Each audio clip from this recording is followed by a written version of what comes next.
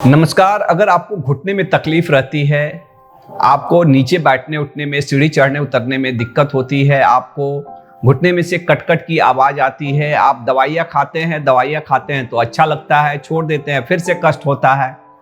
घुटना अब इतना खराब हो गया है, घुटना टेढ़ा हो गया है, चलते हैं तो वो लचक के चलते हैं और घुटना टेढ़ा हो चुका है। डॉक्टर ने अब आपको बता रहे हैं कि ऑपरेशन करना पड़ेगा।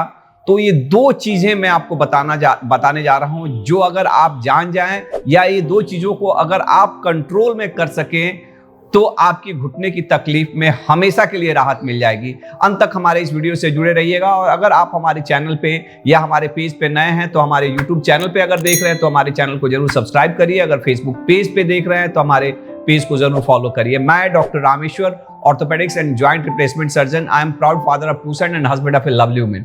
मैं एक मिशन के तहत उन तमाम लोग जिनको घुटने की तकलीफ होती है उनको हेल्प करता हूं।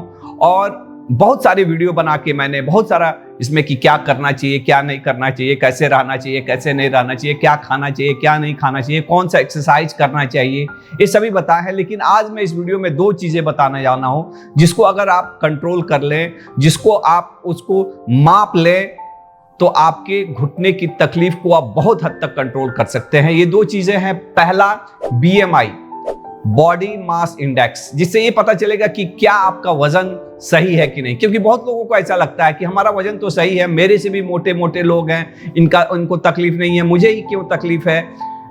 तो एक्चुअली केवल आपका वजन ही नहीं जरूरी है, आपका हाइट कितना है और आपका वजन कितना है, ये दोनों का कॉम्बिनेशन इंपॉर्टेंट है। कितना लोगों का हाइट बहुत कम होता है, खासकर कि महिलाओं की हाइट कम होती है और उनका 60 किलो 70 किलो वजन भी बहुत ज्यादा रहता है। तो इसमें BMI बहुत इंपॉर्टेंट है और BMI आइडियल होना जरूरी है। ये अगर उसको नाप सके, क्योंकि उसको नापा जा सकता है। BMI निकाला कैसे जाता है, तो इसके लिए आपको वेट केजी में निकालना पड़ेगा और अपने हाइट को मीटर में निकालना पड़ेगा। और BMI का फॉर्मूला क्या रहता है, BMI equal to weight in KG divided by height in metre square. तो अगर आपका हाइट और वेट ये दोनों को, नॉर्मली हमारा BMI 19 से लेके 25 तक रहता है। अगर उससे ज्यादा है तो ओवरवेट है, और कितना लोग का तो 30 से भी ज्यादा रहता है, वो फ्रैंक ओबेसिटी में है। ऐसे ओवरवेट भी नहीं होना चाहिए, क्योंकि ओबेसिटी तो बात की चीज है, ओवरवेट भी आपके घुटने पे जोर पड़ता है और घुटने पे ज्यादा प्रेशर, जो घुटना पहले से ही खराब हो चुका है, उसको और डैमेज करता है। और ऐसे में आपका BMI नॉर्मल होना बहुत जरूरी है। और BMI जानने के लिए केवल वजन ही नहीं, आपके हाइट के अनुसार वजन क्या है ये जानना जरूरी है। तो आप अपना BMI जरूर चेक करिए और उसको नॉर्मल करने की कोशिश करिए। उसको कोशिश करिए कि वो 19 से लेके 24 के बीच में आए। दूसरा एक बहुत ही इंपॉर्टेंट इंडिकेटर जिसको हम नाप सकते हैं कि घुटना आपका कितना खराब है, उसके लिए है ओमेक स्कोर।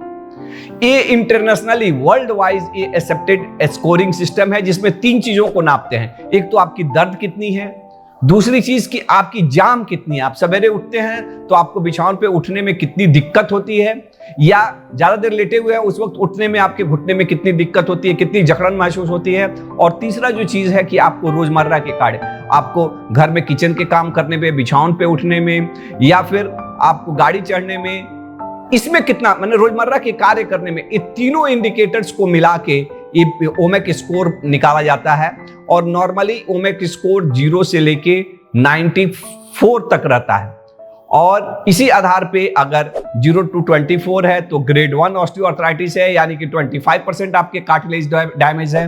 25 से लेके 48 तक है, यानी कि स्टेज 2 ऑस्टियोआर्थराइटिस, यानी कि लगभग 50%, 25 to 50% आपके कार्टिलेज डैमेज हुए हैं। उसी तरह से स्टेज 3 जिसमें 50 to 75% डैमेज होते हैं, और स्टेज 4 जिसमें 75 to 100% डैमेज रहते हैं। एक्चुअली आप देखते होंगे कि कहीं भी किसी को घुटने की तकलीफ होती है, डॉक्टर सीधे बता देते हैं कि जाइए आपका नी रिप्लेसमेंट कराना पड़ेगा।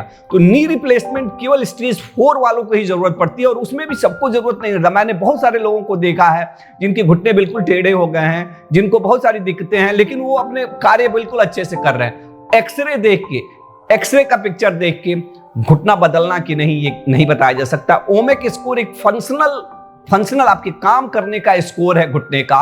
अगर आपका ओमेक स्कोर निकाल दिया जाए तो और ओमेक स्कोर को अगर आप धीरे धीरे, जैसे मैं बहुत सारे आपको तरीके बताता हूं कि एक्सरसाइज करिए, ये करिए, वो करिए, ये करना है, ये नहीं करना है, चलना है, ये अगर तरीके से अगर आप ओमेक स्कोर को कम कर सकें तो आप सचमुच अपने डिजीज के प्रोग्रेशन, चाहे डिजीज में कितना इंप्रूवमेंट हो रहा है, इसको नाप सकते हैं। तो ये दो चीजें बहुत इंपॉर्टेंट है। अगर आपको लगता है कि ये चीजें इंपॉर्टेंट है तो नीचे कमेंट करिए। हम ऐसे 20 कमेंट करने वाला, अपना नंबर भी जरूर दीजिए उसमें कमेंट में। अगर आप YouTube पे देख रहे हैं तो वहां पे कमेंट करिए, अगर Facebook पे देख रहे हैं तो वहां पे कमेंट करिए।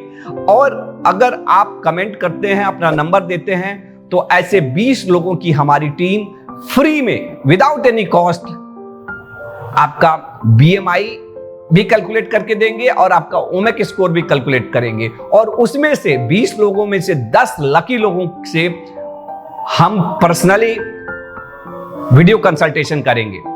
तो मुझे आशा है कि आपको ये वीडियो पसंद आया होगा। Thank you. Think healthy, be healthy.